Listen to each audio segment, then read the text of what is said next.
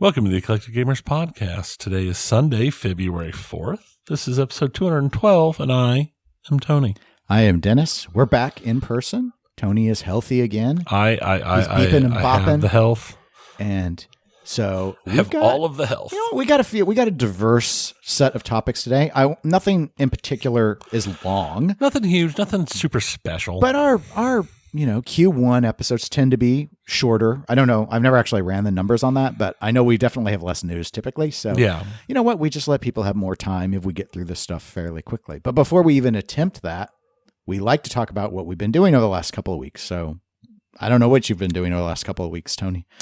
I have been doing, well, it's been cold and the weather has not been great.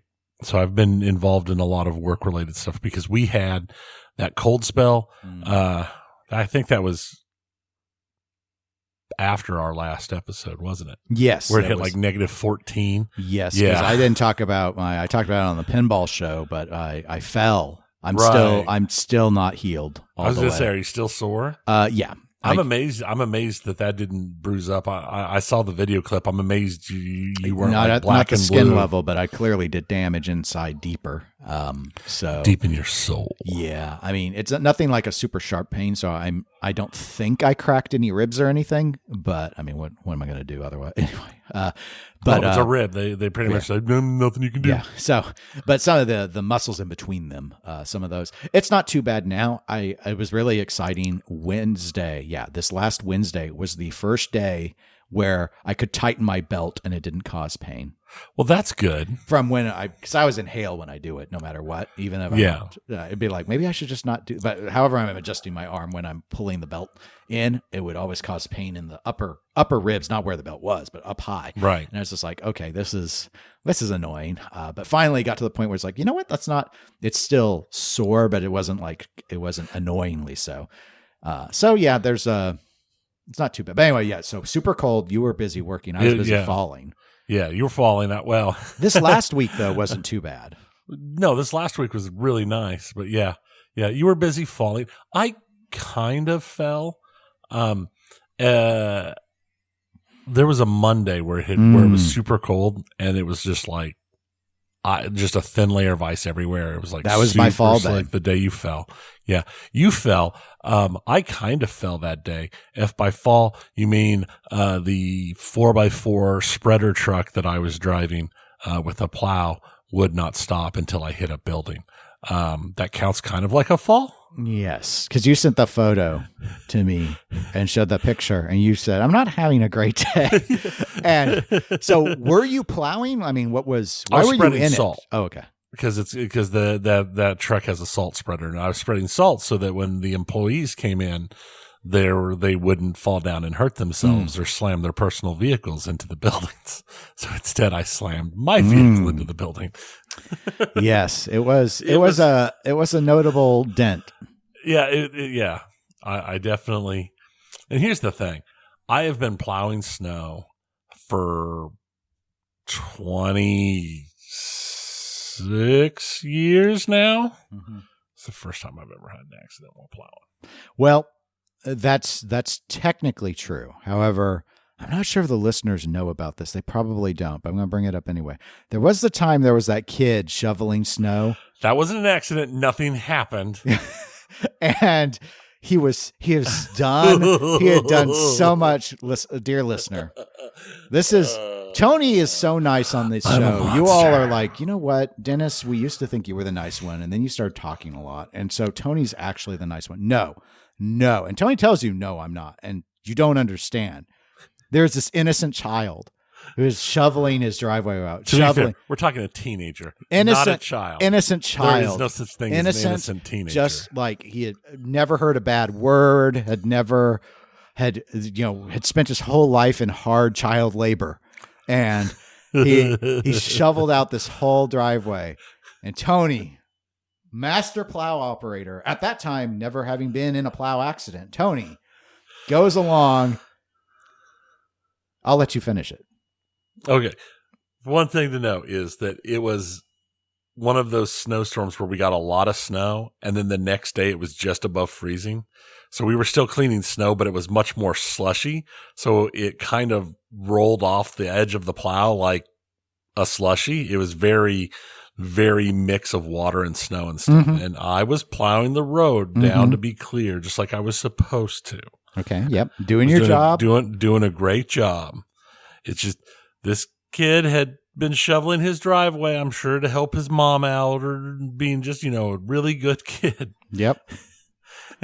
He was maybe the best there, kid. and as I drove past, the wave of slush off of the truck just washed up into their driveway and completely obliterated everything he'd already cleaned. You undid his entire work. It was just all done. The whole driveway. That's the sound I imagine it happened. And this clink is the sound of his heart breaking. I probably have an arch enemy. I mean, in all honesty, it's probably making an innator to come after me. It's just one of those. So anyway, guys, just be careful out there. I felt bad. Did you? I did feel bad. I don't know. I'm sure he had a great time. Fixing it. I mean, it was a lot easier to move. It's just slush. It's much easier to move than packed snow. All I wanted to do was do it again, but easier. It's everyone's dream. Yeah, isn't it? It's just, it's good. It's good. It's a good workout. Yeah. I did feel bad, but yeah, that's true. That's why you went back and said sorry. No, I didn't do that. Didn't feel that bad. That's not how that works. You just keep going. Did you see him in your mirror when you were going by? No. Okay. I don't want to look. I had places to be, roads to plow. Little Timmy learned about the use of one of his fingers that day, the dreaded plow driver, and that innocence was forever shattered. If it wasn't for the fact that he was a teenager, there's no innocence there. But I don't know. Maybe he was just tall. Maybe he's a tall 8-year-old. Yeah, I don't think so. A tall 8-year-old. You ruined this poor child his whole life to this day. He dreads every January and February. To tell this story to make me seem worse. Now people are picturing I think I've told it. The kid from A Christmas Story in his big suit out there. He was shoveling for his mom, and then he gets the. I'm making it so that the listeners enjoy it because it didn't have to do with video games or pinball. So I'm just trying to keep it lively. I felt bad. I wasn't even, the thing is it's not like I was driving too fast. I was doing everything exactly like you're supposed to. It was just so slushy that it was just rolling off. And the way their driveway was angled, that once it hit, it just kept going. Mm-hmm. So. Yeah. I mean, it was a mix of extenuating circumstances. I'm sure the child understood all of that in the moment that it happened. I'm sure sure there was no heartbreak, no sadness. So yes, none whatsoever. So in terms of, I guess, me, well, first let me thank Jeff C. He has joined our Patreon at the intermediate level. Yes. We welcome you. Thank you very much. Reminder, folks, you can support us for as little as $1 a month at patreon.com/eclectic_gamers. In terms of what I've been doing, I won't bore people with work stories because I didn't have anything as interesting as a plow. The video game wise, I did finish RoboCop. Congratulations. And right after I finished it, or maybe it was right before I finished it, they pushed out an update for a new game plus mode. But I have other stuff to work on. So I have started Gollum. Where is it? With your emo hair. Oh my God. All right. I don't want to talk too much about Gollum because I haven't finished it yet. However, there is a setting because I went in because one of the first things I do is I invert Y-axis because you understand. Yes. And so when I went in, there was an option to turn on his dynamic hair. So apparently, maybe because of performance issues, I've had some lag moments. So I turned it on. It's this is an Xbox Series X. His hair is going to be flowing. It's just like Fabio in a Golem body. I don't know if it's made things better or not. Honestly, I can't tell. But you may see, because we're recording in my living room, which is where I play my console games. I have my AverMedia capture device on top, glowing red here, because it's not ready to capture right now. I got it configured, set it up, put up the firmware updates, changed the settings so that it would actually work, tested it. I'm recording my entire playthrough. Every time I play, I push the button and I record, and then I dump it onto the computer. I have, at this point, over 15 gig of me trying to finish Golem. Now, I'm not quite sure what I'm going to do yet, but I will do something for the listeners. Probably on our YouTube channel. I'll put something together. Probably kind of like a video review, and there will be spoilers because obviously I'm capturing a lot. At one point, I thought maybe I should try and clip all of the deaths and montage them, but there are a lot, and that's a lot of rewatching. But the game, what they're doing for the game's I thought I'd be done by now. I didn't think I'd be done with the video, but I was hoping. I really tried yesterday to finish Golem so that I could talk about it on the episode.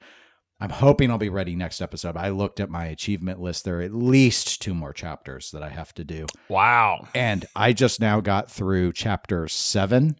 When I got chapter 7, I was trying to check here on my phone. I didn't see the exact sayings, but I got there's like an achievement, Xbox achievement for each chapter. Yeah. Which is typical. But with Xbox, one of the things they changed the last generation is they have rare achievements. Chapter 7 was a rare achievement, meaning not many people are getting this far into the game. So I'm getting concerned now. Because the rest of the achievements for the chapters were common achievements, but it made the special diamond achievement sound. I'm like, oh no. People are giving up. People are not getting through. They're not experiencing the precious in the same way. So, and I understand why, for so many reasons, why that is true. Well, we thank you for your suffering. But it's interesting. Oh, I've laughed a lot while playing Golem, so it's definitely worth $1 if you can find it for the $1. Obviously, this was a Christmas present, so it probably cost more than $1, but it didn't cost me more than $1, and that's the secret. So, anyway, I'll plan to weigh in, hopefully, next episode, a lot more. Okay. And we can have an in-depth discussion about Golem. But for the time being, let's go ahead and walk away from Golem and Lord of the Rings, even though there is a Lord of the Rings pinball machine. We're not going to talk about it today. We're going to talk about some other stuff. So starting the pinball segment, though, I want to note we did get an email. And as a reminder, folks, you can write into us, eclecticgamerspodcast@gmail.com. Emailing is actually the best way to have us have a discussion on something. I do get notifications when there's Facebook messages, but email just works better for us for a variety of reasons, not the least of which is it's very easy to cut and paste it into our OneNote. So anyway, Rhombus wrote in and regarding Little Shop of Horrors. And he writes, great theme, but only if Seymour eats the ball. Winky face. So thank you, Rhombus, for writing in. Tony, what are your thoughts about Seymour having to eat the ball? I think that would be very interesting, and that would be a weird model. It'd make more sense for Audrey 2 to eat the ball. I think someone thought Seymour was the plant. At this point, I kind of want to make a homebrew pinball machine that's just called Balleater. And it's just got like 5 or 6 different things across it that eats the balls. That's just There could be the mountain oyster section where it's just like, we're going for the mountain oyster eating record here. Most people just don't like to eat that many balls. Mm-hmm. Yeah. You work up that. I think you may need to workshop that one a bit, but I'm sure the listeners are fascinated. I would have to find the right group of people to do the call outs. But I can tell you right now that when you hit the start button to start the game, we need, just the right voice. I'm talking Ving Rhames. I'm talking a nice, deep, gravelly voice just going, Balleater. I'm just imagining it kind of like the centaur voice. Right.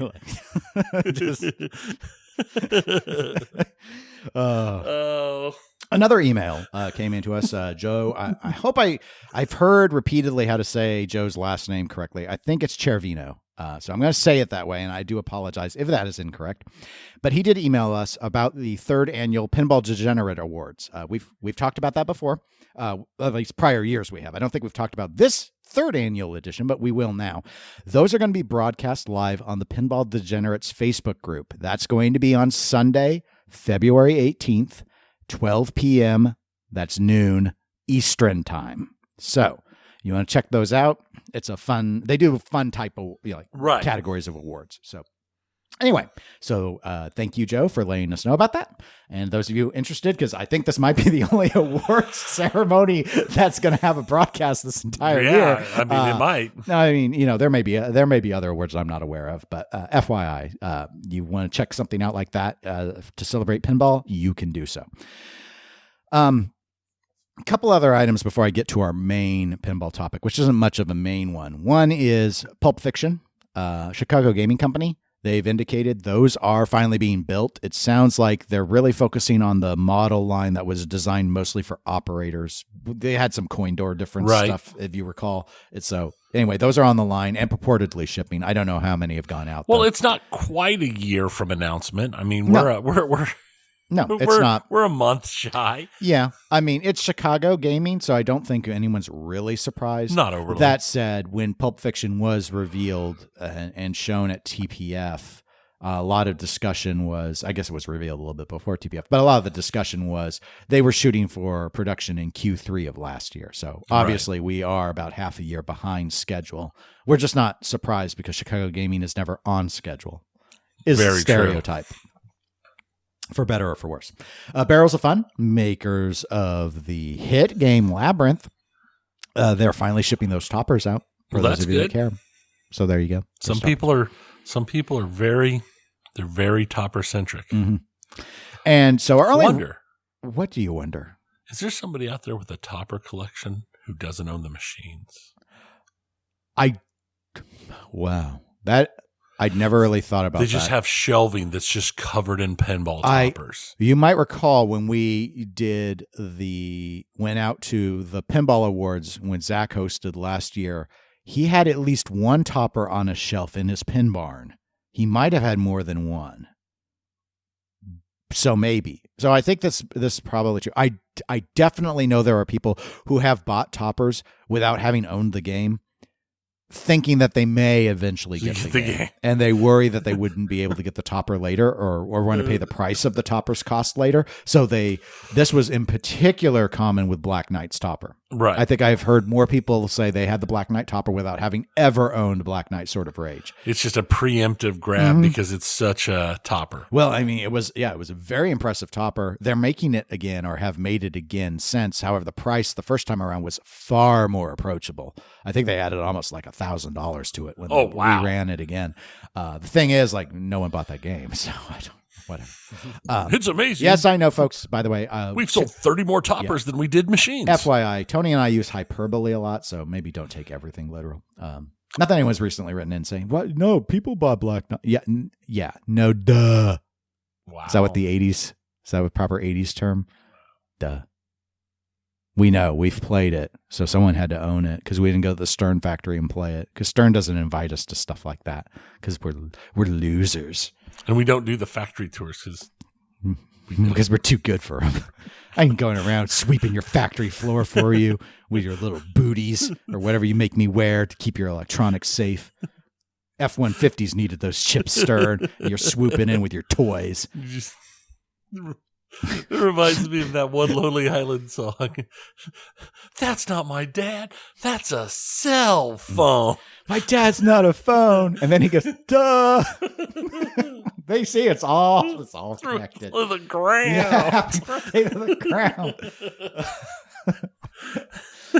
No, I think my favorite thing to the ground was probably the cake. Yeah, the cake was the best.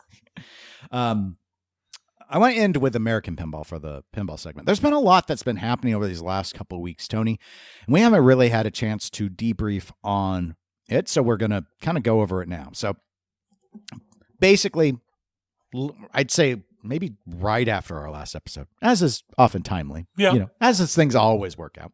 Not a game announcement this time, but rather rumor mills started to swirl big time that Aimtron, the parent company that owns American Pinball, were shopping the American Pinball subsidiary around for buyers to take it off of their hands.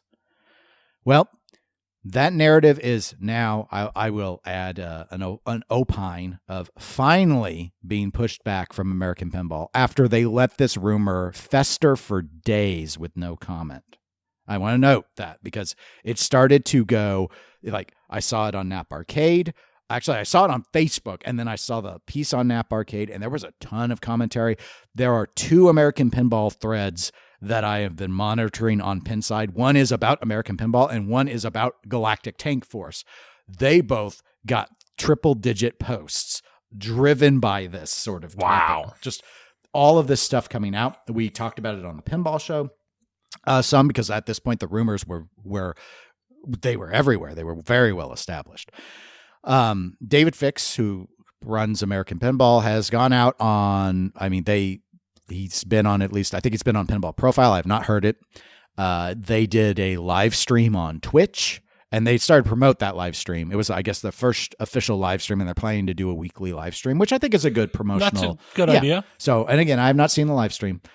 We actually had a Patreon member when I did my Baby's First release for February who wrote and said, I thought you'd do a Baby's First about, I did one based off of Jaws. Big shock.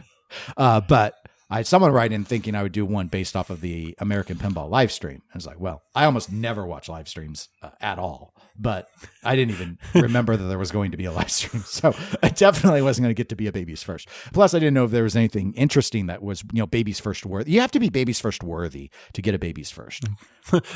Baby's First sell-off rumor. Yeah. Okay. Yeah. All right. So it wouldn't have been hard to do Baby's First, but that was before the stream. So, but they were talking about how that was like, they were going to address rumors and had they had talked about a big announcement. So we're going to get to, let's go ahead and jump into the big announcement. So, all right, on the live stream, which was January 31st is when they did the live stream, which just as an aside, because when I looked it up, why'd they stream Hot Wheels? Why not Galactic Tank Force? Isn't that the one you're trying to sell? On. Do you really have to ask that question? I do. They streamed the better, more popular game. Okay, but why? I don't even know if they're allowed to make any more of them. I don't know. They can still make Houdinis and Oktoberfest. There's no license, and they have continued to produce those. I don't know the last time they built Hot Wheels. Now, of all the American Pinball games I've played, Hot Wheels is my favorite. Right, but I would have thought that, maybe I'm wrong. I just would have thought, why not play the game that you are still actively producing, I assume, the most of? I just thought it was a weird decision. It could be that it being the first one, they thought they would start with something from the back catalog. Sure. I don't think it's a big deal. I just thought it was an odd choice, a little odd. It would be like if Stern finally announced they were doing weekly streams and they went ahead and decided to stream Walking Dead. Like, well, but you don't even make it anymore. So that's how I interpret it. Maybe I can see that. Maybe that's a little unfair. I don't know. I mean, Walking Dead's a great game, though. It is, but if you're not making it anymore, why not stream something that you still produce? Like, I would have, and again, maybe I'm wrong. Maybe they are still producing Hot Wheels, but I would have thought it would have made more sense to stream Houdini than Hot Wheels. But GTF, I would have definitely. It feels weird to say. People are usually most excited for the newest game, but again, much like Pulp Fiction, we are talking about a game that is almost a year old at this point. So True. I suppose it doesn't really. Maybe I'm bringing up something that no one else cares about, which is fine. I just was noting it as an aside. It was odd. Here are their big announcements. Now, in my opinion, neither of these announcements are big, but that's all a matter of perspective. So, one is they hired a couple of new techs.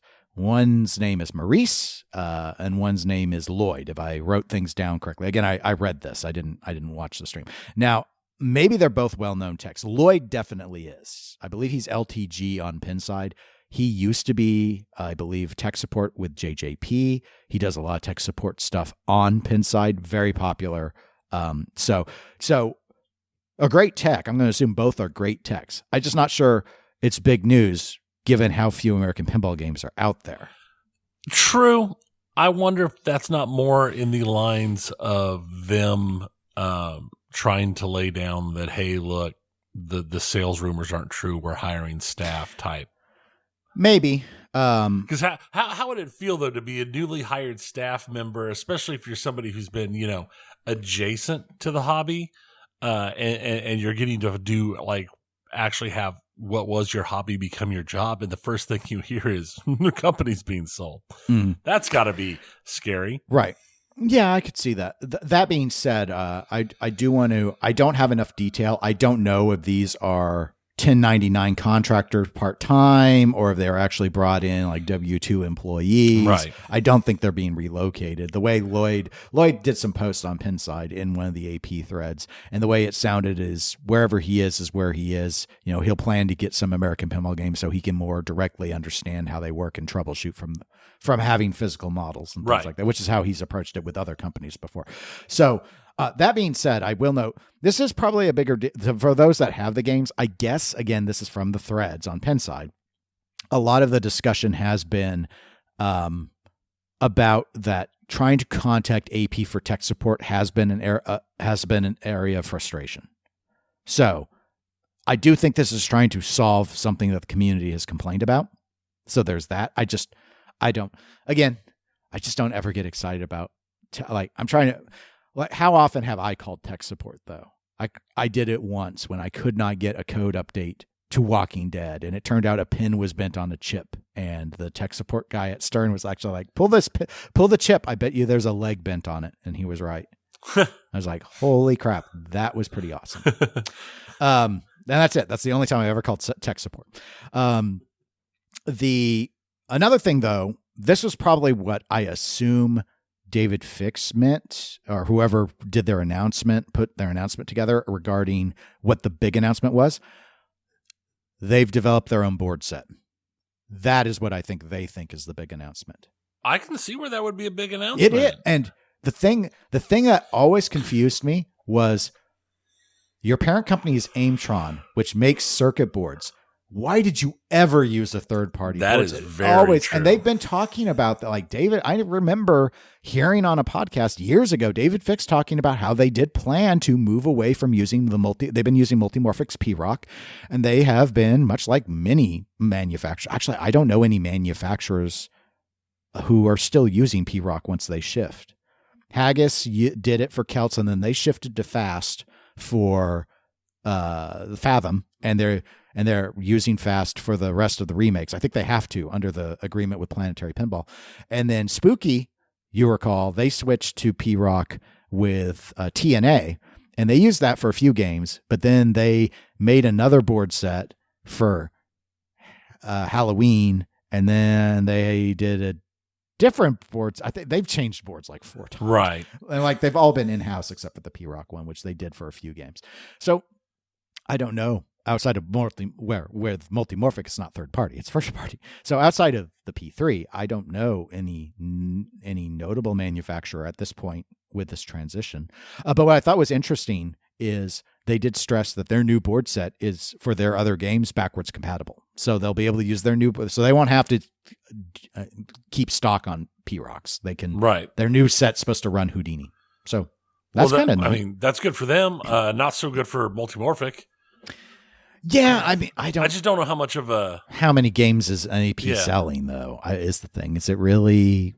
But then, and also, I mean, how many multimorphic board sets get sold to do-it-yourselfers? I mean, they were at one point, and this was all perception because I'm not a home brewer. I haven't made a eat ball game or anything. There was a time where, to me, it felt like Multimorphic was the go-to for homebrew. Like it was the board set that most of the projects were using. That might still be true. I don't really follow the homebrew scene. I never did. But back when I heard people talk about projects, when I would notice, they would usually say they were using Multimorphic boards. On occasion, I'd see people saying they were using Fast. But it seemed very lopsided in favor of the Multimorphic board set. I have no context if it's any different or not. Here's one of the things though. Like if people were doing like kits, like the 2.0 kits and stuff, it started to, because there was a, I don't want to call it a controversy because honestly, most people, I don't think care, but there was someone who developed like a kit thing and was using the P-Rock sets or P3 Rock or whichever probably P3 Rock. And then they ended up later converting it to Fast, but that one went commercial. And I think the deal is if you're doing a 2.0 kit, you're doing anything with a Bally Williams license, you got to get the license from Planetary. And my understanding is Planetary says you will use Fast because they have a deal with Fast. Right. Is my assumption. So I guess anyone who's doing a project that's using one of the old pinball licenses from that era, Bally Williams licenses specifically, if they're thinking they might sell it, they won't use Multimorphic Set at this point, simply because the licensing agreement, they know I got to go in with fast. So that might be pushing some people that are doing those style, but that was more like kits and stuff. Right. I don't know anyone who's like homebrewed a Funhouse 3.0 who like just made a whole new I want to use that theme so bad and then I don't know anyone who's done that. So anyway, an interesting aside, but incidentally, we do have a link in the show notes to the Nap Arcade article that summarizes the key points from the stream. So that's there. I wanted to throw on some additional stuff I read this morning. Mm-hmm. So regarding that, I believe this is the interview, and I've noted I have not heard it. This is from Pinside. The discussion David Fix went on Pinball Profile with Jeff Teolis. And I guess there sort of discussed a little bit more, because the live stream didn't really talk much, is my understanding, about the rumor of them being for sale, other than dismissing it, basically, is my understanding. Well, from what I read, the Pinball Profile interview, Dave Fix says, well, like sometime last year, they were looking for additional investors so they could expand like what American Pinball's production capabilities were. So that's what he noted, not that they were trying to sell it off. Okay, so that is a difference. However, if that's the case, for Aimtron to not have 100% of the ownership, either they don't have here's where I'm at with it.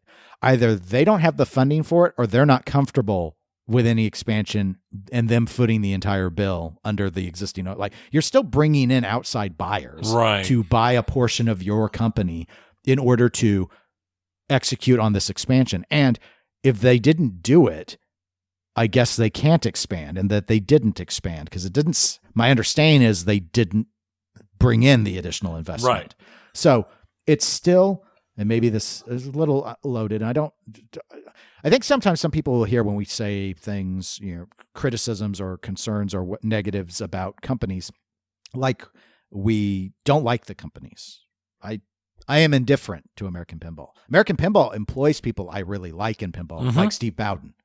So I don't want American Pinball to fail, but I'm relatively neutral to it as a company in terms of what happens with it is what happens with it. I neither root for its success nor its failure. I just observe it. That's how it is. Because I believe that the market will always ensure, if there's demand for pinball, the market will ensure there will be pinball for us to buy. So that's why I don't get worked up over particular companies making it or not. That it will get sorted out. I think there are some very talented people at American Pinball. Another one we've talked about, who goes by the handle Ferret on Pinside. He is a coder with them. He was, I thought, the shining example of what Highway had with Alien Pinball, the rule set of Alien Pinball. I didn't like Alien Pinball's layout. I still don't, but I thought the rules were very clever, and they brought him in at American Pinball. And of course, Dennis Nordman at American Pinball. And I think he's got a lot of fun things that he tends to like to do. So anyway, I just wanted to note that. Again, I haven't seen us get any specific criticism, but sometimes I feel like when we mostly are bringing up negatives about something, people might think, "Oh, yeah, you hate them" or something. I'm like, no, that's not.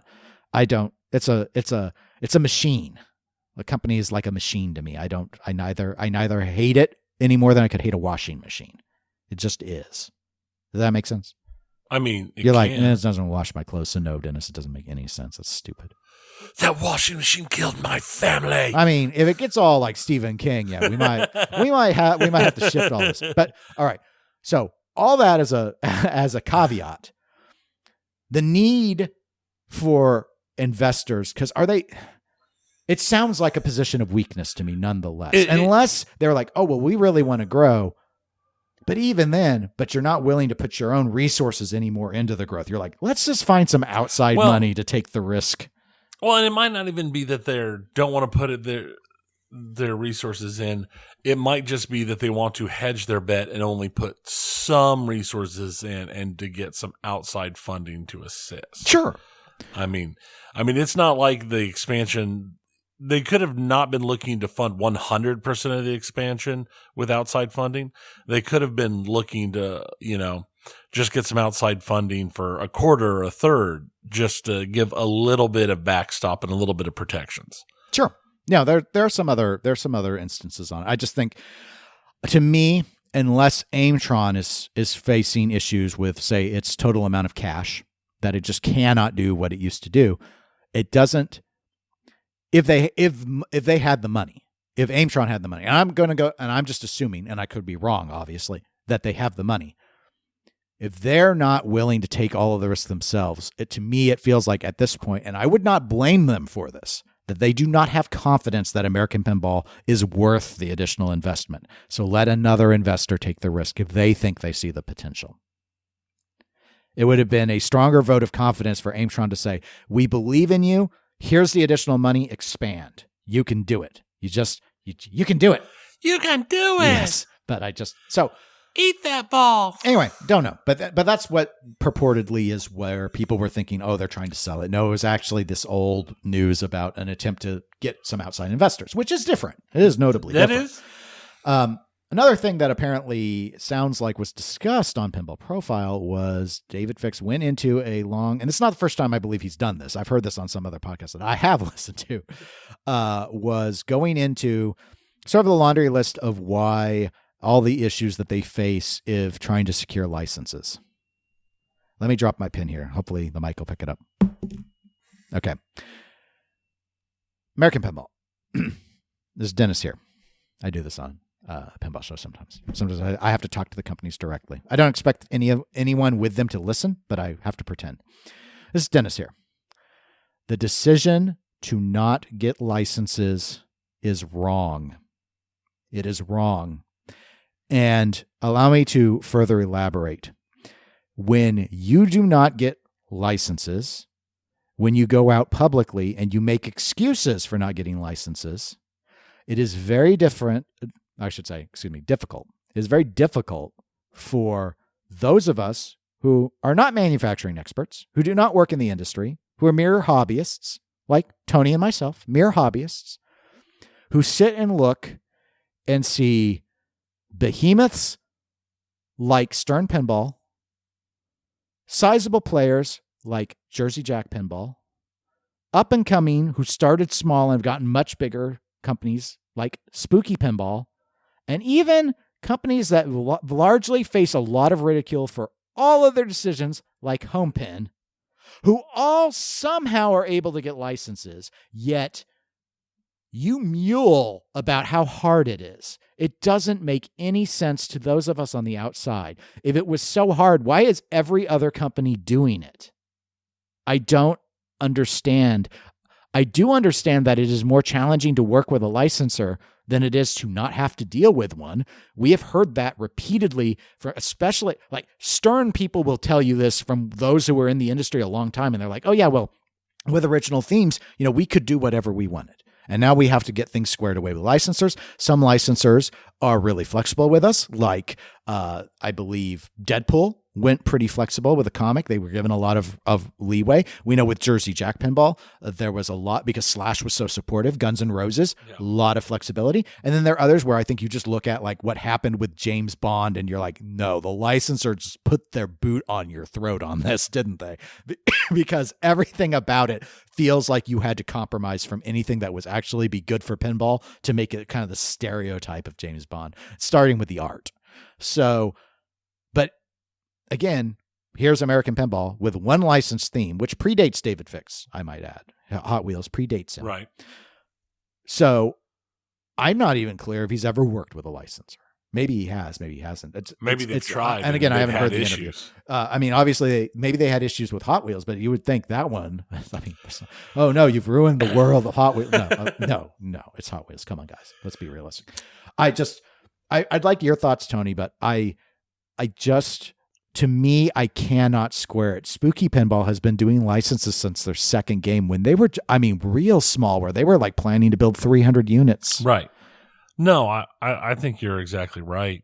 We have seen time and time again that while there is a very vocal minority in this hobby, which, as always, you have to remember, it's a small hobby. So a vocal minority in a small hobby is a very small number indeed, who demand original themes and they want more original themes. But when companies put out original themes, you know what they don't do? Sell machines. That's just what happens. Yeah. Every time you see an original machine, it's the lowest selling machine they've got. I think you're right. I mean, obviously we don't see the published numbers on but that's always the reports you go on. You have proxies for this stuff. We can look at how many people have added a game to their collection on Pinside. Yeah. And you'll see, like, Dialed In is underneath the other JJP games. You'll see.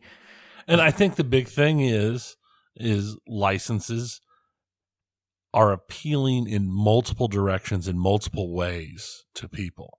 It doesn't just have to be a good game. Because you know what? If it's a licensed game and it's okay, but not great, and you have good art and the machine looks good, people want it in their game room, because when that game is in what is, in all honesty, its normal state turned off, it still looks good sitting in there. And it's something that people will recognize when they walk in the room. Right. Be like, oh, cool, you're a Venom fan? Right. I mean, who goes in and says, oh, cool, you're a Galactic Tank Force fan? Right. I mean, and that's just how it is. I mean, it makes sense to me. And I think that even if they don't want to go all in on licenses, they probably need to do a license every now and then just to make money. I'm not, what?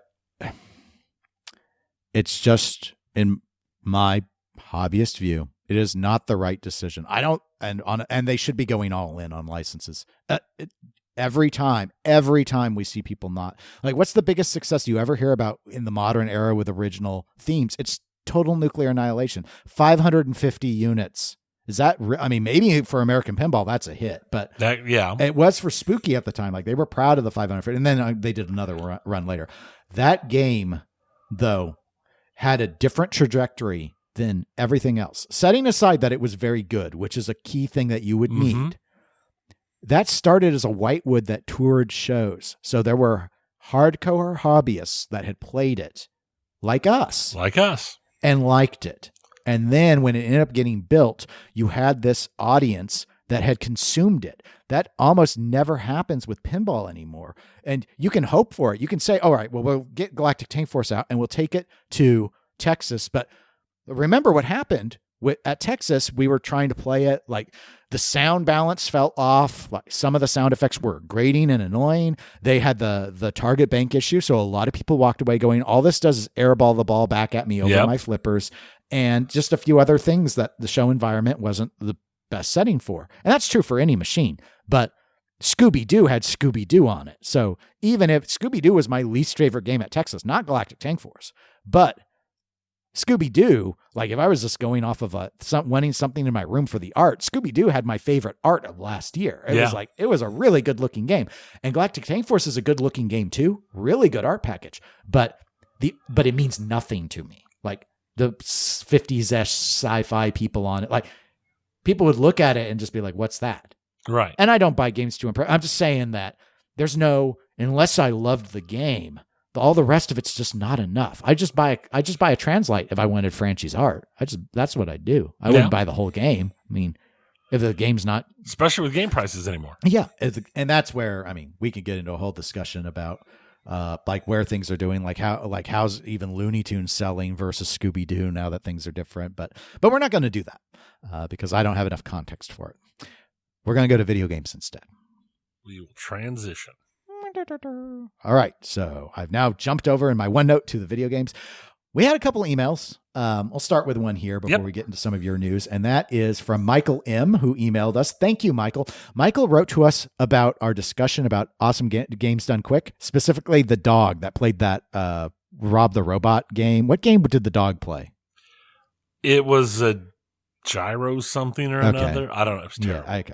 All right. Well, you probably recall, Tony, that we weren't particularly keen on the dog. I think I actually kind of kicked the dog figuratively. I did not literally kick the dog. He was not a good boy, is what I said. Yes. I remember that's what I said. And So Michael wrote to us and he wrote, "You are so right. The dog was horrendous. And the worst part is everyone acting like it was so great. I had low expectations to begin with, but I was expecting the dog to actually interact with the game in some way. All it did was follow commands poorly." Right. And I will say, thank you, Michael, by the way. Yes, thank you very much. I will say I have been reading some more stuff, and it's really bad when people are saying, well, I thought it was really good because it was a Shiba and they don't train well. When that's the level of praise you're dropping down to, it's like, I know it wasn't great, but understand that dog doesn't train very well. It's not a great dog for training. I mean, let's be honest. A Chihuahua doing that would have been hilarious in its own way. I mean, I guess in that regard, what's the, and I know this is so many. I always when they call it, what's the dumbest dog? And when you look at the definition, they do it by trainability, and it's like the Afghan hound, right? So like they should have had an Afghan hound then. People like Shibas because they're cute. You know, if the right answer would have been a corgi, so that it could have its fat little butt waddling all over as it walked back and forth, probably have been more trainable. Here's the thing: if you wanted the Shiba, you needed to get the guy that does all the Instagram and YouTubes with Kylo the Doge. You've seen Kylo the Doge? No, It shows up on my, because I watch him because Kylo's cute little dog. All right. You'll know it if you've ever seen it before. This is the one where the guy looks at the dog and he goes, "Oh, it looks like you're hungry for a knuckle sandwich." And then when he swings his fist at the dog goes, So here's what you do. Yes, that's what he does. And he's had to put out videos going, he doesn't actually punch the dog. The dog just whines on command when the fist comes at him. Here's what you do. You take him with Kylo. Kylo's sitting there on the couch where they do all the prizes. And they're like, "Here's our goal. We need to raise $100,000. And until I do, I'm punching this dog." And he's going to whine and whine and whine and try and stop me put his paw up and try and stop me. And I'll be like, "No, now you get 2 knuckle sandwiches until we raise enough money." There. And that's how you raise money. Don't have him play a video game. And then his everyone's video game all like, is survival. Dog, you don't have to put up with this dog. And the dog is all like, "But I love him." That one's weird. I mean, that one has some training. Like the dog, like if he puts him on the leash in certain ways, he won't go downstairs. Like the dog wants to be told to go down the stairs. Otherwise he pulls back and refuses to go downstairs. If you try and walk him down the stairs. Yeah. I saw a video the other day, completely off topic, but I saw a video the other day with someone who had trained their dog so that all of the commands it responded to were spells from Harry Potter. Yeah. So anyway. So yes, the dog was terrible. He was a bad boy. I'm standing by that. And they should never have him back on again. Worst part was when I saw on the stream where the guy said, "I've been training him for a year." It was like, my response was clearly not very hard. I mean, come on. If you hold a treat over a button, my dog will stand on it too. 2 buttons. I have other things where I see huskies like doing 5 or 6. Mm-hmm. Cussing you out. Yeah, and then they whine the whole time because it's a husky. They have to sing the song of their people. All right, so what's going on in news? No big surprise here. Nintendo had announced it was coming, but they're shutting down the online play services for the 3DS and the Wii U on the 8th of April. So no more online play. There is an exception. What? You're not going to be surprised when I tell you the exception. Oh, okay. They are continuing the services for the Pokemon Bank and the Poke Transporter. So Pokemon related stuff is still okay. I guess it's still for popular now. For now. But they might till delete Palworld it later. comes for them. Until it does. Oh man, I've got a thing in here. Okay. Palworld has gone huge. It is 19 million players now. Now that it's on Xbox as well as PC, and it's on Xbox, it's on Game Pass. Yeah. So it's. I read someone say this is one of the smartest things Microsoft has done so far has been to get Palworld on Game Pass. Yeah, it's like one of the highest level Game Pass releases ever. I think there's only one game higher than it.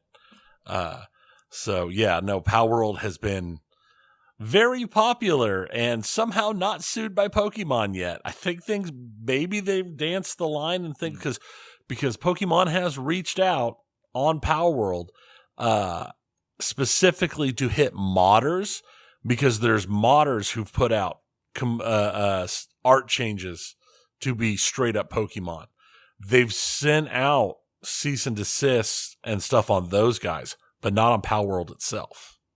So maybe they've danced that line pretty fine, but it's pretty close. There's reports that some of their development staff are starting to get death threats from Pokemon fans because they're too close to Pokemon.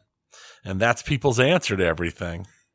Yep. There's a lot of rage, it seems. That I think there's just a lot of anger. This is me with my non-psychology background. I think there's just a lot of anger that Pokemon never did this. And people are like, well, you've done the same dang game type forever instead of giving us what we really want, open world Pokemon. And that's the thing, where they fight with guns. This is exactly the kind of thing people have been asking for Pokemon for a decade. Mm-hmm. And this company just finally when it's like, well, if they're not going to do it, we'll do it ourselves with guns and slavery. Yes, yes. Since in Palworld, you can apparently capture humans inside your PAL balls. Yep, and turn them into slaves. Yep. So, yeah, there is a dark side to it, but I have not played it. Yeah, I haven't. I did watch some people play it. I'm like, okay, it's a survival. It does look like a Pokemon. It reminds me of like Pokemon meets Rust. Yeah, that's what it reminds me. That is kind of the feel I get for it. We'll see. We'll see how it keeps going, and if it manages to dodge the lawsuit. Happy Nintendo.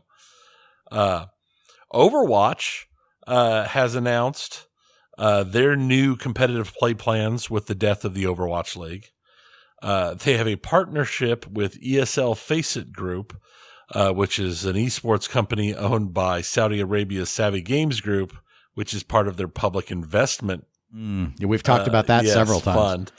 So they are tripling down on reaching out in the game sphere. It's going to be known as the Overwatch Champion Series, and it's going to be an international competitive tournament with broken up regions of like North America, Europe, Middle East, North Africa, and Asia. And so it sounds like there'll be a series of regional tournaments that'll build down to an eventual international championship show.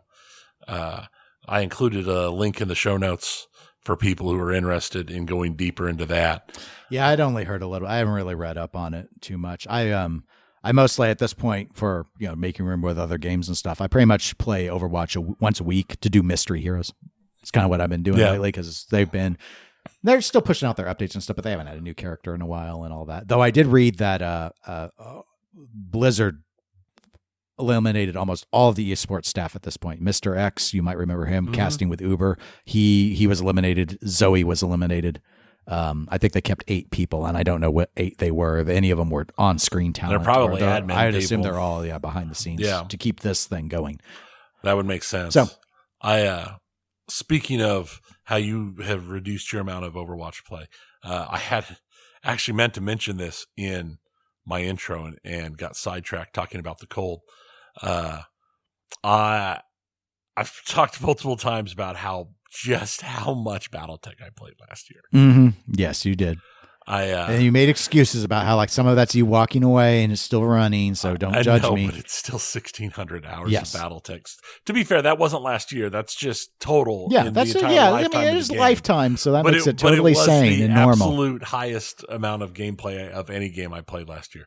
I'm just about complete with my current modded playthrough, and I have set a plan for myself. Once I complete this modded playthrough that I'm playing right now, I am going to delete the game, and I'm not going to allow myself to reinstall it until at least the middle of summer.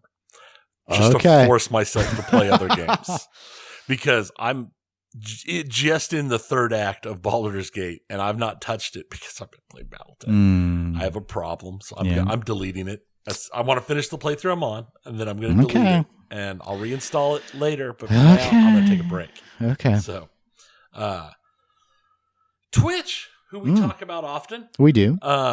has decided to expand their Partner Plus program, which we mentioned last year, which was a very restrictive program that gave increased the shares with their streamers to 70% that fell within certain very tight rules. And I think when you mentioned that, it was the rules, though, were so tight that basically the belief was almost everyone was in that grouping would have had a custom agreement anyway. Most with of Twitch. them, yeah. But now they are expanding that, making it easier to be part of, and they're allowing people who are do have agreements to partake of it as well.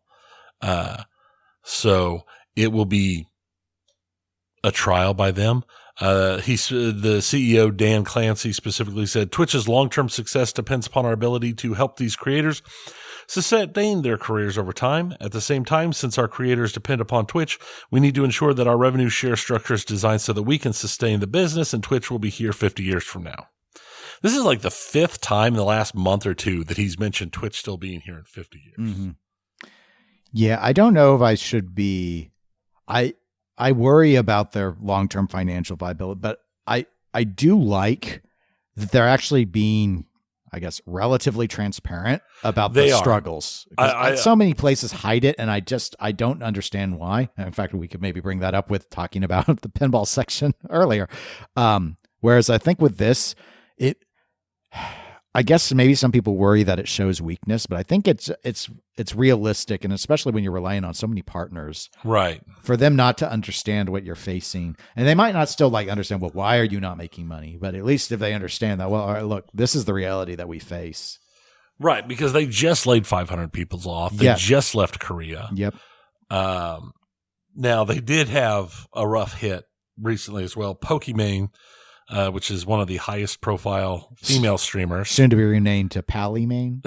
Sorry, I'm just gotta take advantage of this opportunity. But her contract is over, and she did not re-up her contract, and she's actively leaving Twitch. Okay. She said she might still do a stream now and then, but she's already started streaming on YouTube Gaming, and she has moved into other TikTok, Instagram, other social venues, as an expanse. And she said part of it is that she feels Twitch has regressed with a major rise of bigotry and anti-women rhetoric. I actually adjusted it. She said it much harsher than that. But we don't like to drop those kind of language on our show. So, and Kotaku. Wow, we have not talked about Kotaku in a long time. Well, and here's what I'm talking. The interesting thing here with Kotaku is the layoffs have gotten so bad that they actually have a living ticker that continuously tracks the layoffs in the video game industry.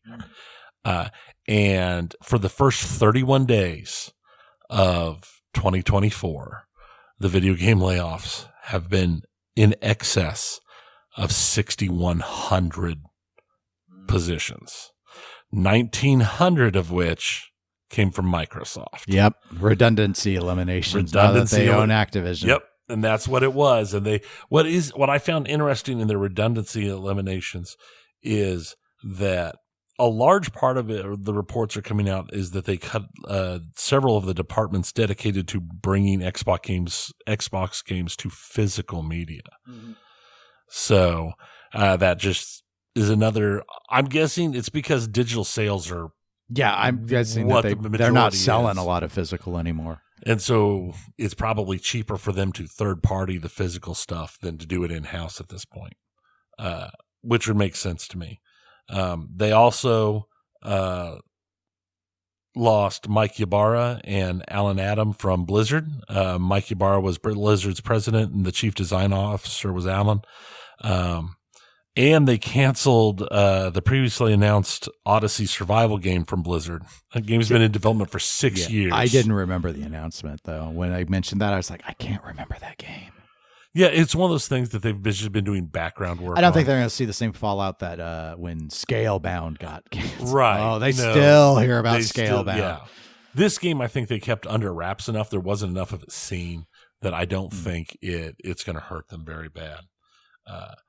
And I have a whole giant list of people who did layoffs, but it's not worth talking about. There's just so many of them. It's crazy. But not wholly unexpected.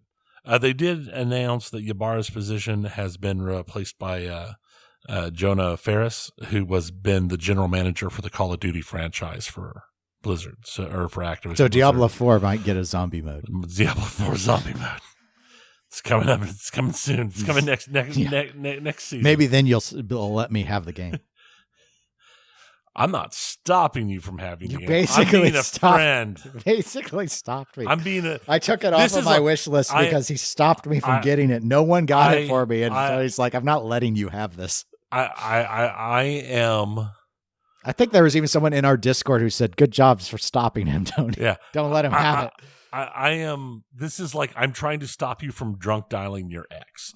Trust me, it's better in the long run. One interesting thing of note: Spec Ops: The Line. Oh, okay. I played that. An older game, very good game. It's been being delisted from everywhere because 2K Games, the licenses are expiring for some of the stuff in that game. So they're delisting it everywhere. So you can't buy it anymore.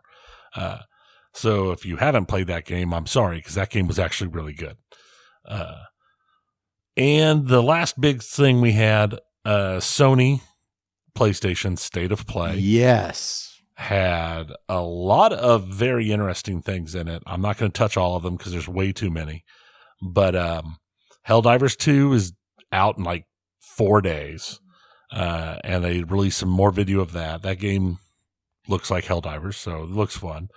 Stellar Blade is an interesting little action-adventure game they put out that looks very much like it really badly wants to be Horizon Zero Dawn. The feel I got is it wants to be Horizon Zero Dawn with guns.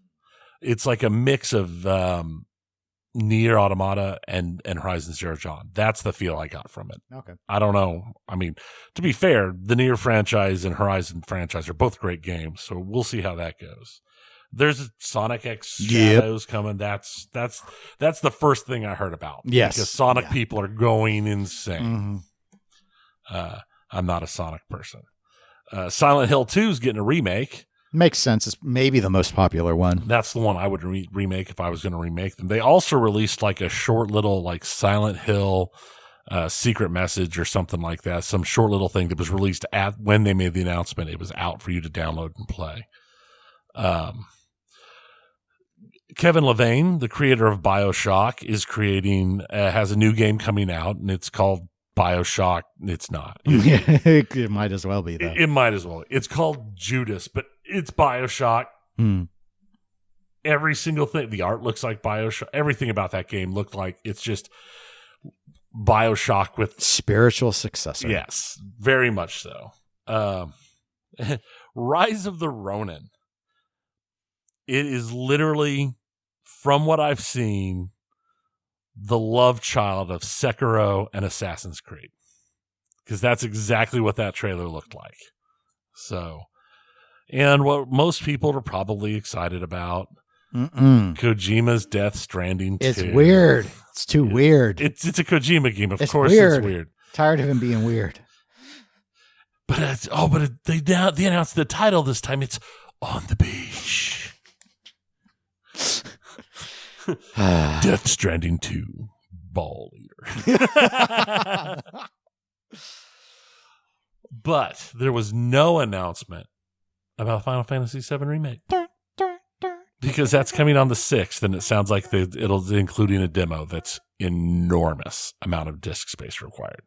So, for those people who've been waiting for more Final Fantasy VII remake stuff, rebirth stuff, it'll be here probably by the time you listen to this, because they said the 6th, and this is the 4th. So, but I mean, that's all of the big news.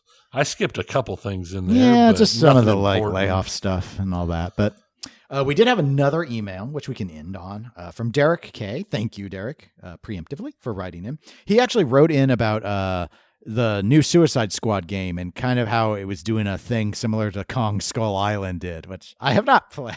But so here's what Derek wrote. So I'm watching all the cutscenes in the new Suicide Squad game because I'm not paying for it. And then he included a link, which to, I assume, that the cutscenes on YouTube. And he continues. I noticed near the start of the game, they have this storyboard sequence like in Kong Skull Island. Are video game developers under so much crunch that they don't have time to create animated sequences? It's becoming a trend for these storyboard sequence cutscenes in games. Also, they didn't even refund the collector pre-order folks $20, but rather gave them $20 in game currency. Yeah. I don't know if it's a trend per se, but I think I've seen it definitely before where you can kind of tell if they're on a constrained budget. Maybe it's time, but I often suspect constrained budget when I see that. I want to think it was it Soul Calibur 5 where they just like did these sketch endings of stuff like that. They didn't even do in-game cutscenes, much less an animated thing. It's just sort of like, wow, this is really low rent. It could be a time thing, but a lot of times I've wondered if it's more of the overall budget's constrained and they're like, okay, well, something else ran over or what, but with the Suicide Squad game, everything ran over. I really feel like that game was forced out because they were getting to the point. I mean, they were getting to the like point of Black Flag at this point where, or Skull and Bones. Skull and Bones. Skull and Bones. On my Xbox dashboard, it says you can pre-order Skull and Bones now. Yeah. Where it's just, becoming a joke that game is delayed again. That would be my guess. Is that they were, I mean, it could be that we're getting a trend where people are doing it because like, oh, that game was popular and it did it. But I mean, that's just like we went through that trend for a while with all of the pixel games. And yeah, I remember you were not a fan of the I was pixel not art a era. fan of the pixel art era, but it's like, oh, we've got this giant game that requires, here's the requirements from it, but the art's pixel art. Why? So it's possible that it could be an ongoing trend. But I think like Dennis, I think it's literally just that they're like, we have to get this out. There's stuff not done. Also, yes, they once again, people who've pre-ordered something got screwed. Yeah. I think that's a trend. That is a definite powerful trend. I really don't see the point in pre-ordering. No. I've done it in the past. I have too. I've Kickstarted stuff. I mean, I've not been quiet about it, and I've regretted chunks of it. So, anyway, well, that's it. So, thank you for all those emails. That was nice to be able to go through. We scattered them out like salt out of a spreader across the episode. And if you want to reach out to us, again, you can email us at eclecticgamerspodcast@gmail.com. You can also communicate with us at facebook.com/eclecticgamerspodcast. If you want to financially support the show, you can at patreon.com/eclectic_gamers. We're at Twitch and Instagram as eclectic_gamers. And we'll be back in a couple of weeks with all the latest hit news and exciting layoffs that you can handle. But until then, my name is Dennis. Balleater. Bye. Bye.